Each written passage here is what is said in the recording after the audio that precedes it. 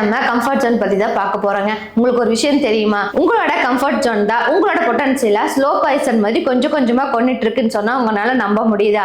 ஆமாங்க. டெய்லி நம்ம எந்திரிக்கிறோம், காலையில ஆயிட்டே இருக்கு, பேசுறவங்கிட்டே பேசிட்டு இருக்கோம், அப்படியே நாள் பொழுதும் வந்து போயிட்டே தான் இருக்கு. இது எதையுமே வந்து நம்மளால மாற்றவே முடியறது இல்லை. ஆனா இதுல இருந்து உங்களோட பொட்டன்ஷியலை வெளியே வர கூடாம அது ஒரு காம்பவுண்டா, அதாவது இன்விசிபிள் காம்பவுண்டா மேக் பண்ணி அதை வந்து உங்களோட பொட்டன்ஷியலை வெளியே வராம தடுக்கிறதா உங்களோட கம்ஃபர்ட் ஜோன். இப்போ நேச்சுரலா ஒருத்தவங்க பறக்குறாங்கன்னு வச்சுக்கோங்களேன், அவங்க வந்து வயசாகி டெட் ஆகுறது சாதாரண ஒரு இயல்பான விஷயமா வச்சுக்கலாம். அதான் இது இப்போ நீங்க இருக்கீங்க, நான் வந்து ஒரு நெகட்டிவான பர்சன், எனக்கு எப்பவுமே வந்து நெகட்டிவ் வராதான் நிறைய இருக்கு, பாசிட்டிவா என்கிட்ட வராது, அவ்வளோதப்ப என்னால முடியும் அப்படின்னு சொல்லிட்டு தன்னைத்தானே ஒரு இன்விசிபிள் காம்பவுண்டா மேக் பண்ணிட்டு உங்களோட பொட்டன்ஷியலை வெளிவட விடாம தடுக்கிறதா இந்த கம்ஃபர்ட் ஜோனுங்க. நிச்சயமா நான் சொல்றேன், இந்த வீடியோ எண்ட்ல உங்களோட கம்ஃபர்ட் ஜோன் எல்லாம் இல்லாம நீங்களும் சூப்பர்மேனா மாற போறீங்க. வீடியோ ஃபுல்லா பாருங்க. So what is comfort zone அப்படின்னு பாத்தீங்க அப்படின்னா உங்களோட பிஹேவியர் அண்ட் ஆட்டிடியூட் வச்சுதான் இது வந்து கிரியேட் ஆகுதுங்க. இப்போ உங்களுக்கு எந்த ஸ்ட்ரெஸ்ஸுமே இல்லை, எந்த கவலையுமே இல்லை, எதை பத்தியுமே ஃபீல் பண்ண வேண்டியதில்லை, அப்படியே வாழ்க்கை பாட்டுக்கு போயிட்டு இருக்கு அப்படின்னா அதுதான் உங்களோட கம்ஃபர்ட் ஜோன். அங்கதான் நீங்க லாக் ஆயிருக்கீங்க. ஃபார் எக்ஸாம்பிளுக்கு சொல்லணும் அப்படின்னா ஆத்துலயும் தான் தண்ணி போயிட்டு இருக்கு, அதே சமயம் குளி தோண்டி நாம் தண்ணி ஊத்தினாலும் குழிக்குழியும் தான் தண்ணி இருக்கும். ஆனா ஆத்துல இருக்கிற தண்ணி என்ன பண்ணுதுன்னா ஒவ்வொரு ஏரியாவை கடந்து வேற வேற செக்டர்ஸ் அதெல்லாமே பார்க்கும். ஆனா இந்த குழியில் இருக்கிற தண்ணி என்ன பண்ணும்? குழிக்குள்ள இருக்கிறத மட்டும்தான் பார்க்க முடியும், அதை தாண்டி வெளியே வந்து போக முடியாது. இதே மாதிரி தாங்க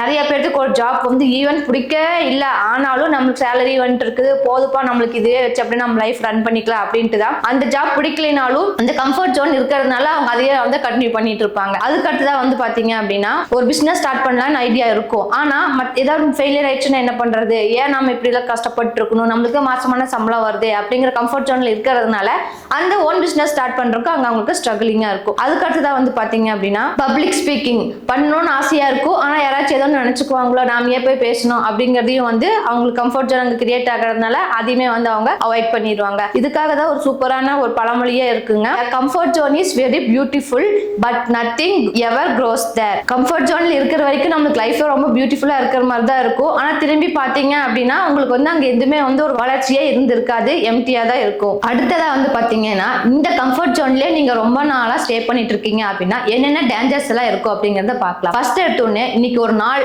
காலையில எழுந்திரிச்சாச்சு, என்னென்ன லிஸ்ட் எல்லாம் பண்ணணும், இதெல்லாம் பண்ண முடியுமா, டு டூ லிஸ்ட் அப்படின்னு சொல்லி டெய்லியுமே நம்ம போட்டு பார்ப்போம் இல்லைங்களா? ஸோ அதுவே வந்து நம்ம ஒரு சேலஞ்ச் மாதிரி அக்செப்ட் பண்ணோம்னா தான் காலையில் என்னென்ன பிளான் போட்டோமோ அது நைட் தூங்குற வரைக்கும் டக்குன்னு பண்ணிட்டு மேலேயே நமக்கு செக் பண்ண முடியும். ஸோ எப்போ நம்மளுக்கு நாமளே ஒரு சேலஞ்ச் வந்து கொடுக்காம ஸ்டாப் பண்றோமோ அந்த இடத்துக்கு என்ன ஆகுது, நம்மளோட growth ஸ்பாயில் ஆகுது. அதுக்கடுத்ததான் என்னன்னு பாத்தீங்க அப்படின்னா ஒருத்தங்க 20 வருஷமா ஒரே வேலையில இருந்துட்டு இருக்காங்க அப்படின்னா அவங்களுடைய மிகப்பெரிய கனவுகள் எல்லாமே வந்து இலக்க நேரிடும். இந்த கம்ஃபர்ட் ஜோன்னால அவங்களுக்கு ஒரு பயம் கிரியேட் பண்ணி புதுசா எதுவுமே ஸ்டார்ட் பண்ணாம பயந்துட்டே இருந்தாங்க அப்படின்னா ஒரு டைம் இந்த கதவு க்ளோஸ் ஆயிடுச்சு அப்படின்னா க்ளோஸ் ஆனாதான் திரும்ப எப்பவுமே வந்து ஓப்பனே ஆகாதுங்க. இதுக்கு பெஸ்ட் எக்ஸாம்பிளே வந்து பாத்தீங்க அப்படின்னா நோக்கியா கம்பெனி தாங்க. அப்போ வந்து நோக்கியாவோட வளர்ச்சி ரொம்ப இதா இருந்துச்சு. அந்த டைம்ல தான் ஆண்ட்ராய்ட் புதுசா வந்திருக்கு. ஆனா இப்போ டைப் பண்ற கேட்கும்பொழுது உங்களை விட நாங்க தான் பெருசு, நாங்க தனியாவே நின்று ஜெயிச்சு காட்டுறோம் அப்படின்னு சொல்லிட்டு நோக்கியா கம்பெனி கூகுள் கிட்ட இந்த மாதிரி சொல்லியிருக்காங்க. ஆனா கடைசி வரைக்கும் ஆண்ட்ராய்ட் கூட இவங்க டைப் பண்ணவே இல்லை. என்னன்னா அவங்க அந்த கம்ஃபர்ட் ஜோன்ல இருந்துட்டாங்க, என்ன பண்ணாலும் மக்கள் நம்ம கிட்ட தான் வருவாங்க அப்படின்னு. ஆனா காலப்போக்கில் ஆண்ட்ராய்டு வந்து மக்களை கவரும் விதமா நிறைய ஆப்ஷன்ஸ் எல்லாம் கொடுத்ததுனால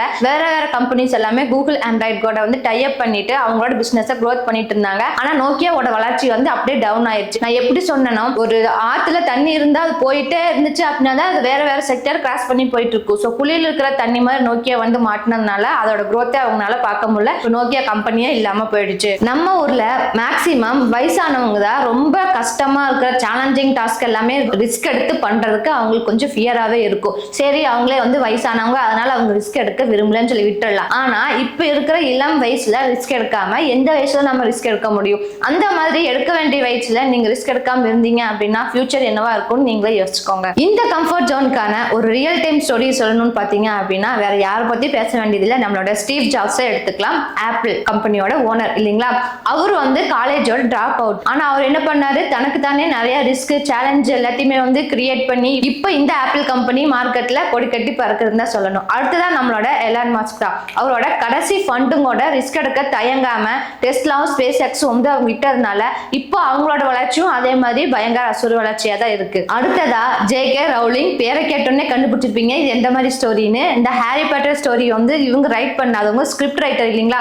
12 டைரக்டர்ஸ் கிட்டே வந்து கண்டினியூஸா போய் அப்ரோச் பண்றாங்க. அவங்க ஃபுல்லாவே ஃபேஸ் பண்ணது வெறும் ரிஜெக்ஷன் மட்டும்தான். ஆனா கடைசி டைம் அவங்க வந்து விடாமுயற்சியா அவங்க அதே மாதிரி அவங்களோட முயற்சி கொடுத்துட்டே இருந்ததுனால சூப்பர் டூப்பர் ஹிட் ஆகி இன்னைக்கு அவங்க ரொம்பவே பில்லியனரா இருக்காங்க. சோ இப்போ இந்த ரியல் டைம் எக்ஸாம்பிள் இருந்து என்ன உங்களுக்கு மாரல் தெரியுது அப்படின்னா, ஒவ்வொரு சக்சஸ்ஃபுல்லான பர்சனுக்கு பின்னாடியும் இந்த கம்ஃபர்ட் ஜோன் அவங்க உடைச்சு வெளியே வந்ததுனாலதான் இன்னைக்கு நான் அவங்கள பத்தி பேசுற அளவுக்கு அவங்க ரொம்பவே பிரபலமாயிருக்காங்க. அதாவது நார்மல் பீப்புளா இல்லாம ஒரு ஸ்டெப் மேல போய் அவங்களோட கம்ஃபர்ட் ஜோன்ல இருந்து வந்ததுனாலதான். இந்த மாதிரி கம்ஃபர்ட் ஜோன்ல இருந்து எப்படி உடைச்சு வெளியே வருது அப்படிங்கறதுக்கான பவர்ஃபுல் ஸ்ட்ராட்டஜிஸ் பத்தி தான் இப்ப நம்ம பார்க்க போறோம். ஃபர்ஸ்ட் ஒன் வந்து பாத்தீங்க அப்படின்னா, உங்களோட ஃபியரை வந்து இல்லாம பண்ணணும். அதுக்கு எக்ஸாம்பிள், இப்போ பப்ளிக் ஸ்பீக்கிங் பேசுறதுக்கு உங்களுக்கு பயமா இருந்துச்சு அப்படின்னா ஃபர்ஸ்ட் வந்து என்ன பண்றீங்க, உங்க ஃப்ரெண்ட்ஸ் 2 பேர்த்த கூப்பிட்டு வச்சு பிராக்டிஸ் பண்ணுங்க. ரொம்ப க்ளோஸ் ஃப்ரெண்ட்ஸா இருக்கிறவங்க கிட்ட ஃபர்ஸ்ட்ல இருந்து பிராக்டிஸ் ஸ்டார்ட் பண்ணலாம். சோ அதுல எந்த மிஸ்டேக்கும் இல்லாம வந்துச்சு அப்படின்னா, இந்த 2 பேரா இருந்தது 4 பேர், 4 பேரா இருந்தது 6 பேர் அப்படின்ட்டு கொஞ்சம் கொஞ்சமா இன்க்ரீஸ் பண்ணி உங்களோட பப்ளிக் ஸ்பீக்கிங் ஸ்கில்ஸ் வந்து இம்ப்ரூவ் பண்ணிட்டீங்க அப்படின்னா பெரிய பெரிய மீட்டிங் முன்னாடி எல்லாம் போய் உங்களுக்கு பேசும்பொழுது எந்த விதமான ஃபியருமே இருக்காது. எப்பவும் ரெகுலரா பேசுறவங்க கிட்டயே ஒரு ஆலோசகர் மாதிரி இருப்பாங்கன்னு வைங்க, அந்த மாதிரி இருக்கிறவங்க கிட்ட போகாம ஒரு ஸ்ட்ரேஞ்சர் கிட்ட வந்து நீங்க புதுசா பேசுங்க. இப்போ நம்மளுக்கே வந்து ஏதோ பேசணும்னாலே பயமா இருக்கும். ஆனா நம்மளுக்கு இருக்கிற அந்த மாதிரி டவுட்டை வந்து அவங்க கிட்ட கேட்கும்பொழுது ஒரு பயம் கலந்த ஒரு செல்ஃப் கான்பிடன்ஸ் வந்து நம்மளுக்கு வரும்னு சொல்லி சொல்றாங்க. இப்போ நீங்க வந்து ஒரு நெகட்டிவ் பர்சனா இருக்கீங்கன்னு வைங்க, உங்களோட ஃப்ரெண்ட்ஸும் ஃபுல்லா நெகட்டிவ் பர்சனாவே இருக்காங்கன்னு வைங்க, அப்புறம் எங்க உங்க லைஃப்ல இருந்து growth கிடைக்கும்? சோ இப்போ நீங்க நெகட்டிவா இருந்தாலும் பாசிட்டிவ் பர்சன் கிட்ட கண்டிப்பான ஒரு வைப் இருக்கும். சோ நீங்க வந்து நெகட்டிவ் பீப்புள் வந்து அவாய்ட் பண்ணிட்டு பாசிட்டிவ் திங்கிங் நல்ல growth இருக்கிற பீப்புள்ஸ் கிட்ட ஃப்ரெண்ட்ஷிப் மேக் பண்ணிட்டு இருந்தீங்க அப்படின்னா அவங்க மைண்ட் செட்ல என்ன வேவ் இருக்கோ அதே தான் வந்து உங்களுக்கும் லைட்டா வச்சு பாஸ் ஆகுங்க. எப்படி பூவோட சேர்ந்த நாரும் மணக்கும் சொல்றாங்களோ அதே மாதிரி தாங்க இந்த கான்செப்டும். இப்போ உங்களுக்கு ஏதோ ஒரு விஷயத்துல ஃபெயிலியர் கிடைச்சது அப்படின்னா அது உங்களுக்கு கிடைச்ச ஃபீட்பேக்கா நீங்களே வந்து எடுத்துக்கோங்க. இதுக்கு ரியல் டைம் எக்ஸாம்பிள் சொல்லணும்னு பாத்தீங்க அப்படின்னா, தாமஸ் ஆல்வா எடிசன் இருக்காரு இல்லைங்களா, அவங்க வந்து பல்ப் கண்டுபிடிச்சிருக்காரு. 10,000 டைமுக்கு மேலேயே வந்து அவர் தோல்வியை மட்டும்தான் சந்திச்சிட்டு இருந்தாரு. அவர் பண்ண எக்ஸ்பெரிமெண்ட் வந்து சக்சஸ்ஃபுல் ஆகவே இல்லை.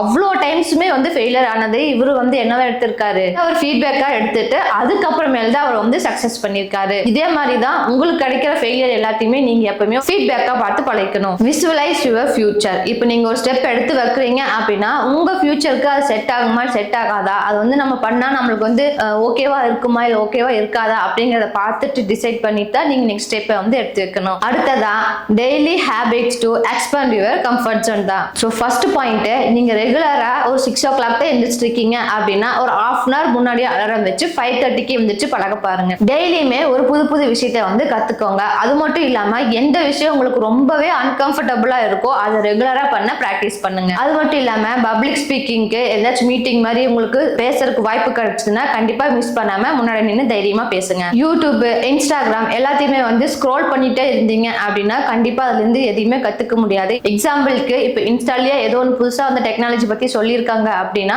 என்ன அந்த டெக்னாலஜி எங்க யூஸ் ஆகுது, எப்படி வந்து ஒர்க் பண்ணணும், எந்தெந்த மாதிரி எல்லாம் இருக்கு அப்படிங்கறத கொஞ்சமா வந்து ஆராய்ச்சி மாதிரி பண்ணி பாருங்க. அந்த மாதிரி பண்ணையில்தான் உங்களுக்கு வந்து அதை பத்தின ஒரு நாலேஜ் வந்து கிடைக்கும். சும்மாவே ஸ்க்ரோல் பண்ணிட்டு இருந்தா நம்மளுக்கு ஒண்ணுமே தெரியாது. இதே மாதிரி கம்ஃபர்ட் ஜோன் உங்களுக்கு கண்டினியூ ஆயிட்டே இருந்துச்சு அப்படின்னா இன்னும் 5 வருஷம் இல்ல 10 வருஷம் ஆனாலும் நீங்க இப்ப எப்படி நிலைமையில இருக்கீங்களோ அதே நிலைமையில தான் இருப்பீங்க. சோ இந்த கம்ஃபர்ட் ஜோனை பிரேக் பண்ணி வெளியே வாங்க, உங்களோட பொட்டன்ஷியல் என்னன்னு காமிங்க. கண்டிப்பா இந்த வீடியோ உங்களுக்கு யூஸ்ஃபுல்லா இருக்கும்னு நினைக்கிறேன். இதே மாதிரி தொடர்ந்து சூப்பரான வீடியோஸ் வந்துட்டே இருக்கும்னு நினைச்சீங்கன்னா மறக்காம நம்மளோட சேனலை சப்ஸ்கிரைப் பண்ணிக்கோங்க. இந்த வீடியோ பிடிச்சிருந்துச்சுன்னா லைக் பண்ணிக்கோங்க. தேங்க்யூ ஃபார் வாட்சிங்.